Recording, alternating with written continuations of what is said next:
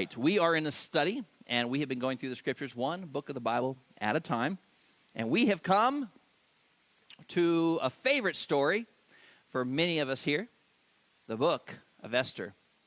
And this story is captured, it's kind of a post-captivity Old Testament story. So think post-captivity. The Jews who wanted to go back to Jerusalem had been allowed just to go, but many Jews chose to stay behind because they had established families, they kind of had things established, and the Jewish return is taking place, but we're going to stay here. And so it's kind of a post-captivity story, and it picks up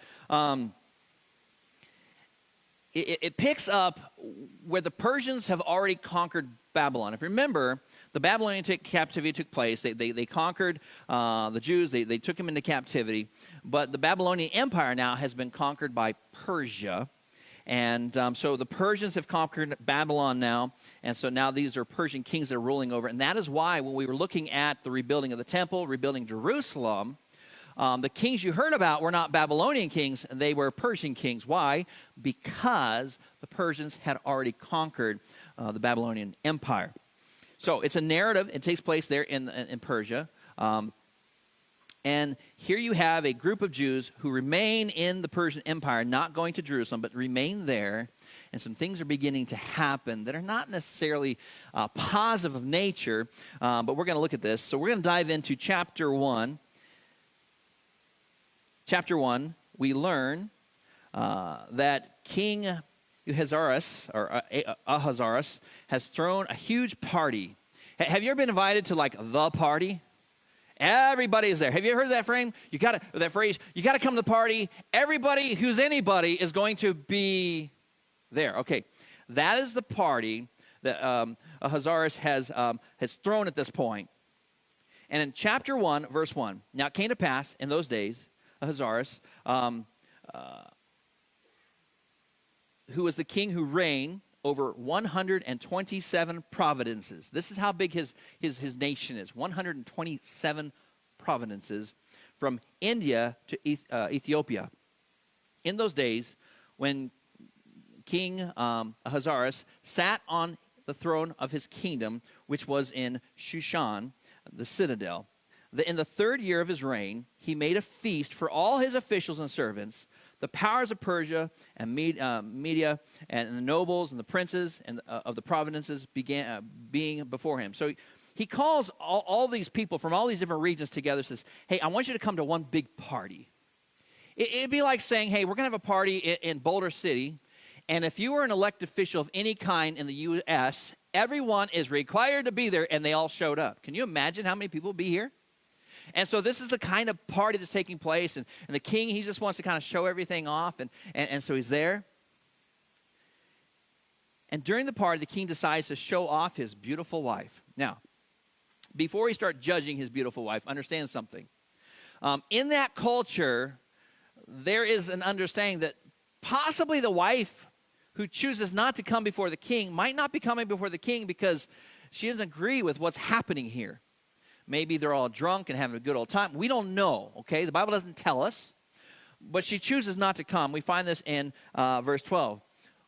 But Queen Vashti refused to come to the king's, or come at the king's command, brought by his eunuchs. Therefore the king was furious, and his anger burned within him. Hey, he calls his wife. His wife says, no, you cannot show me off to everybody. And you can imagine the king says, hey, I'm going to bring my queen out so you can see how beautiful she is. And everyone's like, okay, yeah, where's the queen at? And she's not coming. She said no. Chapter 1, verse 15, Queen Vashti has not only wronged the king. So they're talking about this. They're saying, hey, what are we going to do with this queen? She quite literally, publicly has dishonored you. And so they're saying, hey, what are we going to do with her? Queen Vashti refused to come to the king at the king's command, brought by his eunuchs. And so now they're trying to figure out what to do with her. Vashti has not only wronged the king, but also all the princes and all the people who are in all the provinces of the king. Now, let's stop there for a moment. Who's there? All of everybody's there, right? They're all at this party, and they all see this thing happen. For the queen's behavior will become known to all women. What are these guys worried about? What if our wives start treating us this way because your wife is treating you this way? For the queen's behavior will become known to all women so that they will despise their husbands in their eyes when they report. King Harassus commanded the queen Vashti to be brought before him, but she did not come. And so the whole conversation here is, listen, if our wives find out what your wife just did to you, the king, they're going to start treating us this way. And these men were worried about some disrespect there. Now, obviously, you see some things here. Ladies, if your husband called you and you didn't want to come, what are you going to do? Ignore him. I chose not to hear that. Have you ever recognized selective hearing? Come on, guys. Be honest. Watching the game and you're like, right? Selective hearing. Well, these men were terrified that, hey, their wives are going to start acting the same way that the queen's going to act. So in chapter 2, the king's servants who attended him said, let beautiful women and virgins be sought for the queen. So here's what's going to happen. They're going to remove the queen from her queenly position, and they're going to give the queen position, this place of honor and respect, to someone else, because they do not want the queen's actions to trickle down and become the actions of everyone else's wives. And so they're going to remove her. If it pleases the king, let a royal decree go out from him, and let it be recorded in the law of the Persians and the Medes. Law of the Persians and Medes, that's a major book of laws. Everybody listens to this, everybody studies this, everybody follows this. It's kind of like the law of the land that nobody can go against. So that it will not be altered, that Vashti shall come no more before the king, and let the king give her royal position to another who is better than she. What do you mean by better than she? Well, she's got to be beautiful, but someone who's actually going to respond when the king calls. When the king's decree, which he had made, is proclaimed throughout all his empire, for it is great, all wives will honor their husbands, both great and small. Here's what they're saying. Make an example of her. And he does. Chapter 2. The king's servants who attended him said, trying to figure out, hey, what do we do now? I'm kind of wifeless here. What do we do now? So the king's servant says, hey, let beautiful young virgins be sought for the king, and let the king appoint officers in all the province of his kingdom. How many province? 120 plus. You're going to go to all these places and find the most beautiful women there. They got to be virgins. You're going to bring them all here for kind of a talent show, if you will.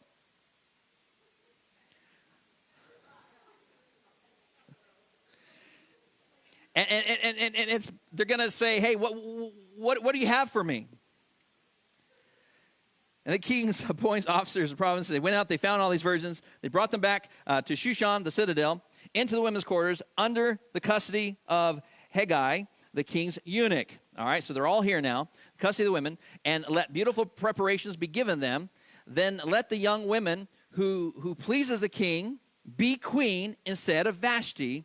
This thing pleased the king, and he did so. So here's going on. They bring all these women in, and they kind of put them in the queen's quarters, the queen's area, and they give them oils and things to kind of get cleaned up and do whatever they want to do. And it's a period. It's almost a year that they're kind of hanging out here doing whatever they want to do to be beautiful. I don't know. And so the story continues, and we're introduced to this woman named Esther. She's a Jewish woman who is very familiar with loss. Esther, her parents have both died, and she's basically being raised by her cousin, Mordecai. Okay?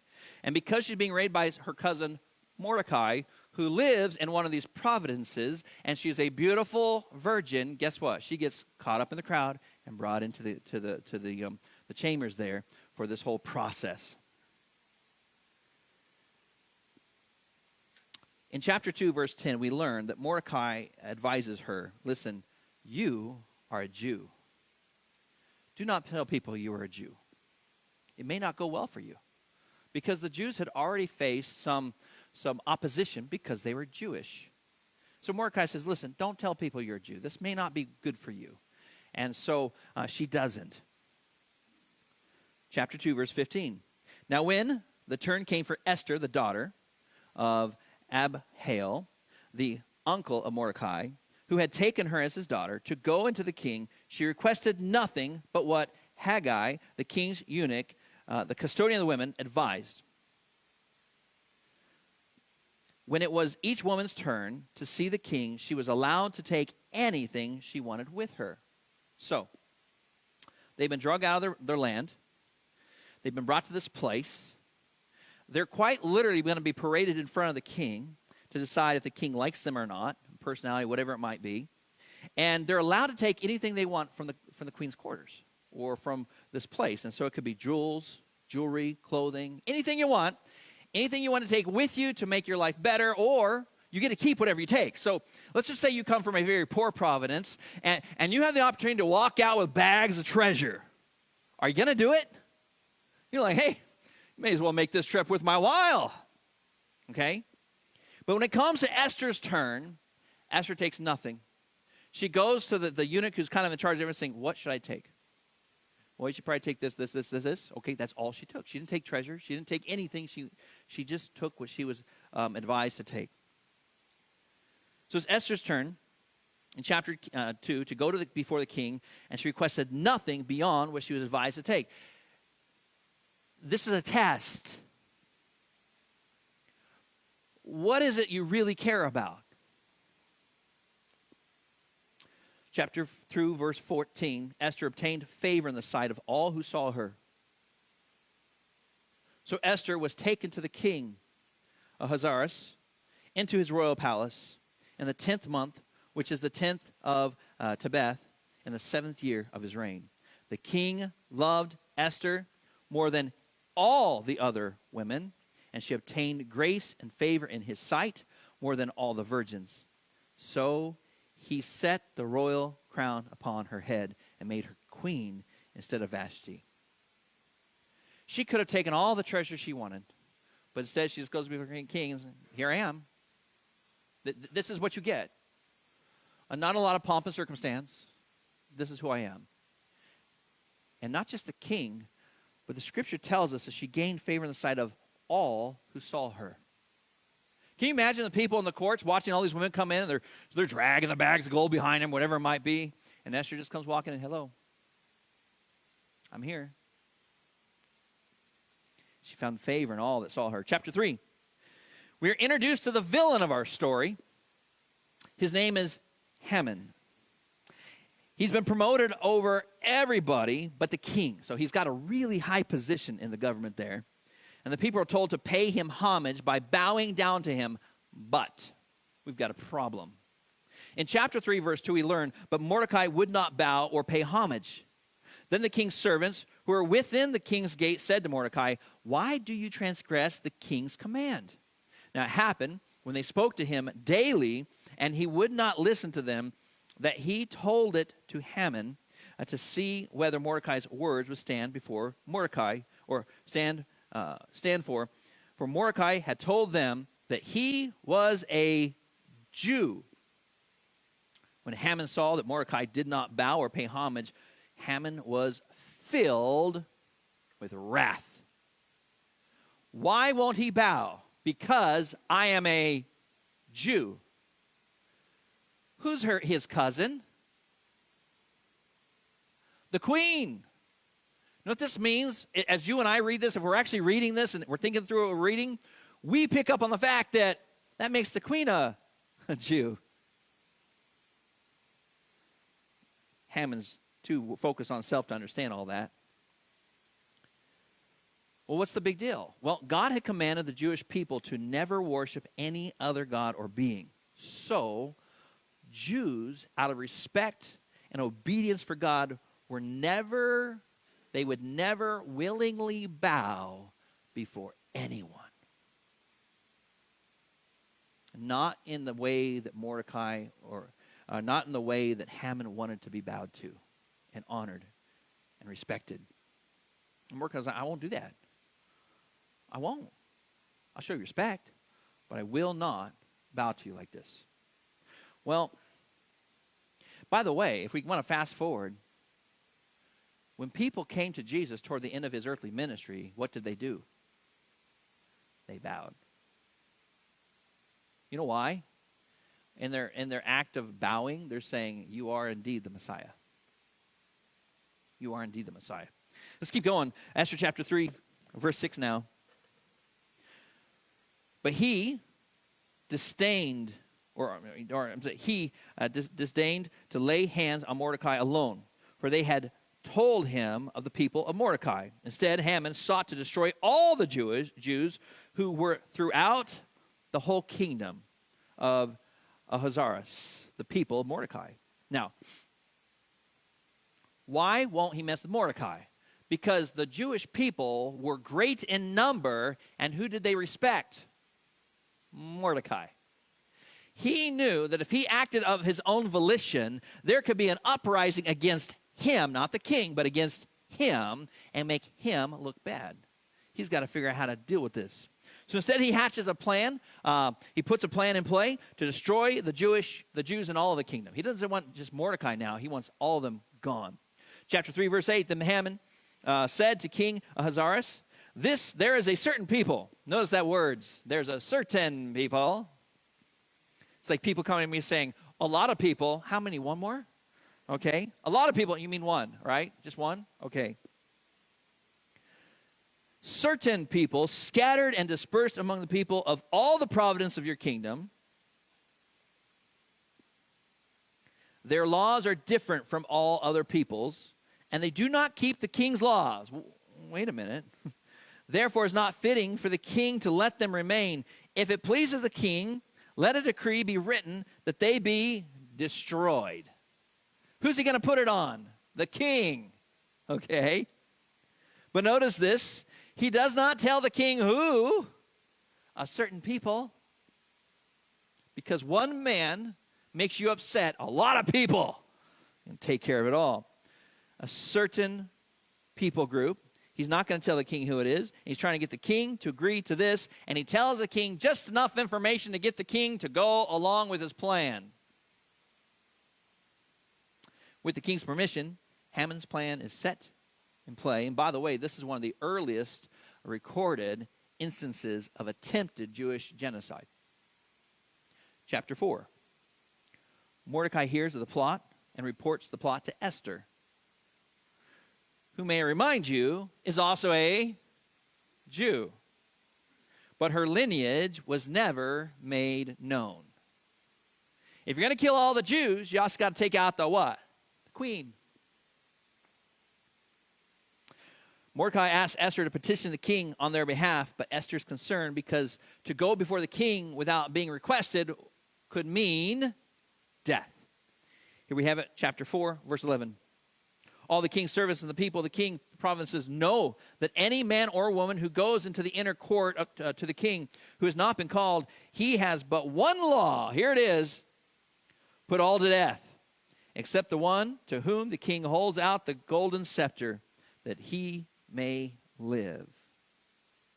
What this is saying is, if she chooses to go before the king without being requested, and the king doesn't take up his scepter and hold it out to her, she is to be immediately killed.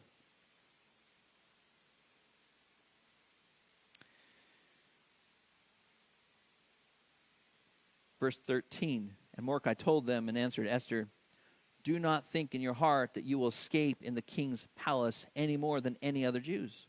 For if you remain completely silent at this time, relief and deliverance will arise for the Jews from another place, but you and your father's house will perish.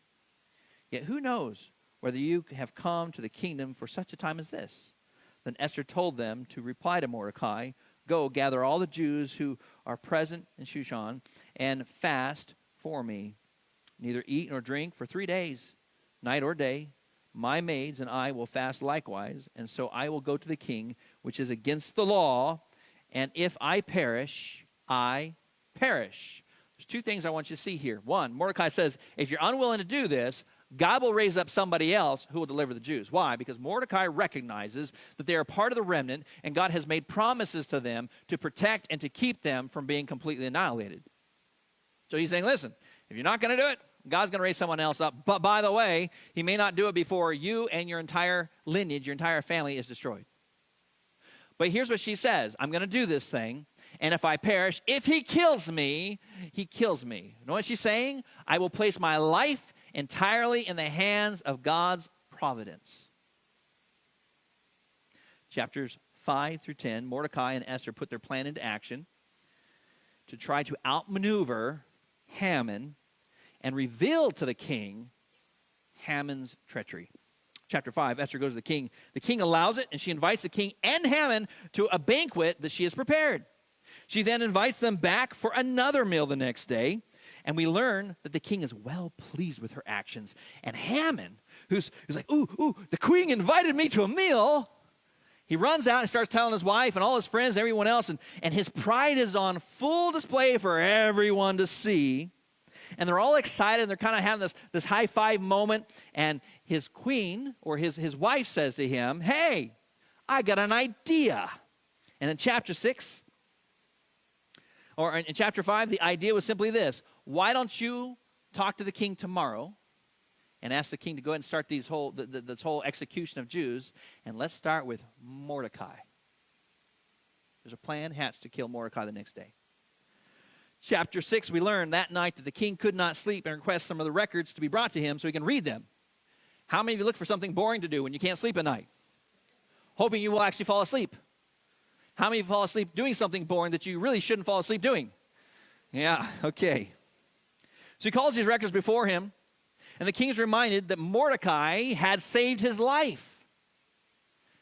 Well, here we have chapter 6, verse 3. Then the king said, what honor and dignity has been bestowed upon Mordecai for this? So he's saying, hey, what do we do for him? And the king's servants who attended him said, nothing has been done for him. So the king said, who's in the court? Meaning, hey, who's gotten to work early today? Who's in the court? Now Haman had just entered the outer court of the king's palace to suggest to the king that he hang Mordecai on the gallows that he had prepared for him. Well, there's a little bit of odds taking place here. The king's servant said to him, Haman is there, standing in the court. And the king said, let him come in. So Haman came in, and the king asked him, what shall be done for a man whom the king delights to honor? Well, I'm glad that you asked that question. Now Haman thought in his heart, whom would the king delight to honor more than me? And Haman answered the king, for that man whom the king delights to honor, let a royal robe be put on, which the king has worn, and a horse on which the king has ridden, which has a royal crest placed on its head. So what's going on? Why don't you put your robe on him to honor him? Why don't you let him ride your horse to honor him? Because he's thinking, hey. Why is he there? To ask the king to start with Mordecai on the gallows. Then let this robe and horse be delivered to the hand of the king's most noble princes, that he may array the man whom the king delights to honor. Then parade him on horseback throughout the city square, and proclaim before him, thus shall it be done to the man whom the king delights in honor. And the king said unto Haman, hurry, take the robe and the horse, and you shall, as you have suggested, and do so for Mordecai, the Jew who sits within the king's gate. Leave nothing undone of all that you have spoken. Wait, what? You want me to go before him and declare, look at this man, this awesome man? This was not the day that Haman had hoped for. Chapter 7, it's dinner time. And on the second day, at the banquet of wine, the king again said to Esther, what is your petition? So during the previous banquet, the king says, man, I'm very well pleased with you. Do you have a request for me? I'd like to answer something for you. I'd like to bless you with something because you blessed me with this honor. And the queen says, hey, just come back for another meal. Okay, so again, the meal has taken place. They're at the second meal now. He says, what is your petition, Queen Esther? It shall be granted you. And what is your request? Up to half the kingdom. He's offering her a lot. It shall be done. Then Queen Esther answered and said, if I have found favor in your sight, O king, and it pleases the king, let my life be given me at my petition, and my people at my request. Here's what she's saying. I would like to make a request, not just on my behalf, but on the behalf of my people. Who are her people? Jews. For we have been sold, many people and I, to be destroyed, to be killed, and to be annihilated. Had we been sold as male and female slaves, I would have held my tongue. Here's what she's saying. If all it was that we would be sold, I would have kept my tongue. Although my enemy could never compensate for the king's loss. Meaning, these are good people. So King Ahasuerus answered and said to Queen Esther, who is he and where is he who would dare presume in his heart to do such a thing? Who would presume to kill your people? And Esther said, the adversary and enemy is the wicked Haman. And Haman was terrified before the king and queen.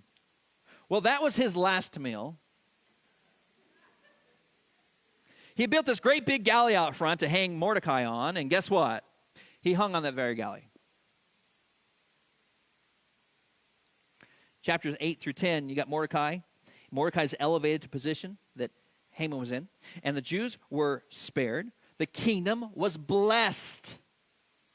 When you bless the Jewish nation, you are blessed over and over. Its history has declared this throughout Scripture, throughout time. You see this over and over and over and over again. So let's get some life lessons out of this, shall we? First off, embrace the courage necessary to walk in faith. It takes courage to walk in faith. Man, maybe you're in a work environment, you're at school or whatever it might be, and you're like, if I say this, what will they think? It takes courage to walk in faith. You know, God is not asking you to take the largest Bible you can find and stick it under your arm and walk through the workplace. Maybe. I doubt it. All he's asking you to do is to live Christ for the world to see. And maybe, just maybe, you give an opportunity to speak life, spiritual life into someone's life and introduce them to Jesus Christ. You see, God is always at work, even if we cannot see or understand his plan. Here's a young Jewish virgin woman who was forcibly taken to the king, to be presented before the king, to possibly be the queen. By the way, can you imagine all these women, how they felt being treated in this way? Like, next. I mean, one, to be treated in that manner, but two, to be like, nah, never mind. What are you saying? You know? Esther's faith journey required her to risk everything in faith. Faith that God was in control. Chapter 4, verse 11. And the king's servant and the people, the king's promise, know that any man or woman who goes in the inner court of the king who has not been called, he has but one law, put all to death, except the one whom the king holds out the golden scepter, that he may live. Yet I myself have not been called to go to the king these 30 days. Here's what she's saying. If I go before the king, if I speak on behalf of my people group, I may die. And she was willing to do it. Why? Because God is in control. I want you guys to see something. And maybe you noticed this already. Not one time in the book of Esther is God mentioned. Not once. It's as if the people recognized that God was present and God was in control and they could trust him. Because all their actions demonstrate absolute faith in God. But God himself is not the Lord God. And there's no mention of God. All they mentioned was his providence. You know, maybe it's this day that you were put there by God. Maybe this is the reason why all this has happened, so that you can protect your people. They all recognize God's presence. This is not a good situation, but yet they trusted God.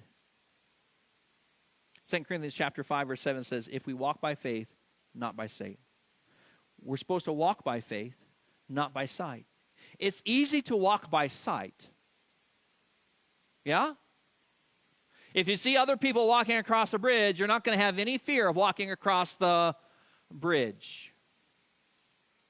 But if you're out in the middle of the jungle somewhere and you happen to find a bridge made of rope, you're looking at it going, I don't know about this. What had the Jewish people and the Persian Empire seen? They had seen God's hand of providence, God's promises kept. This is post-captivity. God promised them, listen, I'm going to take a remnant and send them back to Jerusalem. I'm going to rebuild this place, and I'm going to let you return. No doubt Esther, being a Jewish girl, had heard the stories of the Exodus event and the stories of God's hand at work and the stories of God's providence and the stories of God at work. And she has faith that God can work even in this situation. Hebrews chapter 11, verse 1 says, now faith is the substance of things hoped for, the evidence of things not seen. You see, it's easy to trust God in the things that we can see and touch. Faith is embracing what we cannot see, what we cannot control. Faith is a complete surrender of our control to the one true God. That's faith.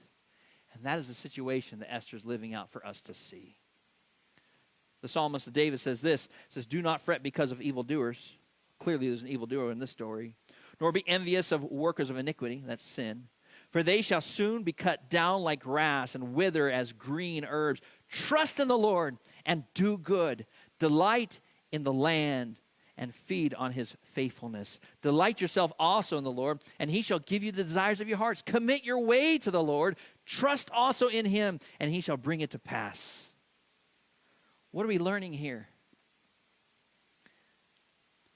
Esther knew full well it could have been death, but she's willing to walk in faith. Very few people in this United States have to take a step of faith that might require death. But you may have to take a step of faith that might require a little bit of discomfort. So why are we not doing it?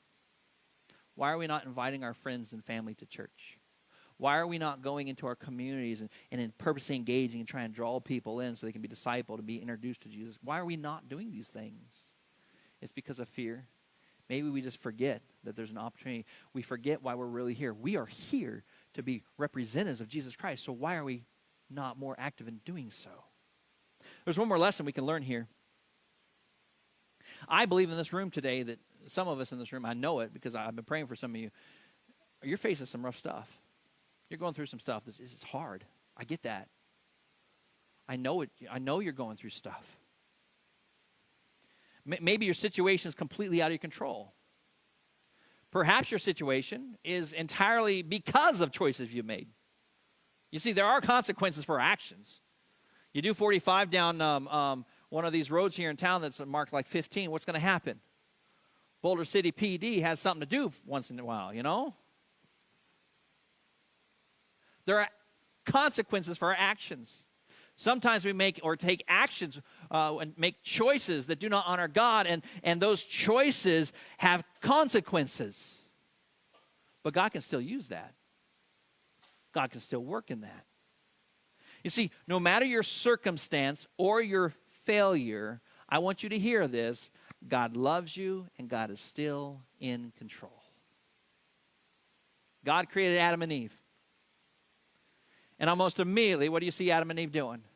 Rebelling against God. I don't know what you've done. I don't know what you're going through. I don't know what situation you're in. I don't know how hard things are. I don't know how dark things may seem. Understand this. God has not forgotten you. God loves you. And he can work even in the situation you're currently facing because he is a good and loving God. Here's Esther. Mordecai basically says to her, listen, maybe God has put you in this position as queen for such a time as this.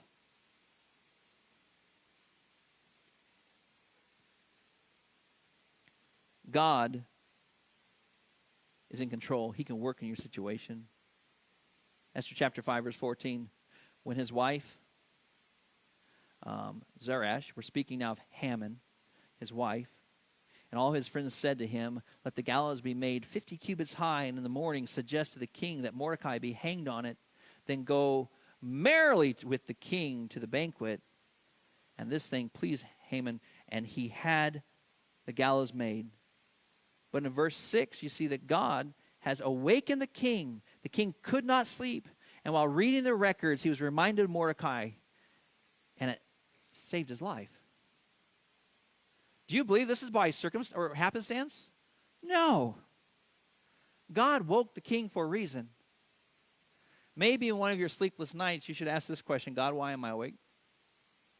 What do you desire to speak to my heart about? Maybe there's an opportunity there for you just to have some one-on-one with God. Maybe the situation is so pressing on you that you can't sleep. Okay, Lord, I'm going to give this sleepless time to you. Let's talk about this. Maybe you end up having a conversation that sounds much like David's conversation. Lord, search my heart, see if there's any wicked way in me. Or maybe it's, Lord, I hand it all over to you. Help me to trust you. Like the Father speaking to Jesus, I believe, but help my unbelief. I don't know what you're going through, but understand this. God loves you, and God is in control, and God can do something even in whatever situation you're facing, because he has in the past, and he will in the present. He desires for you to see his hand at work. And when you see it, declare it to all the world so they will know that you love and worship a living and truly active God.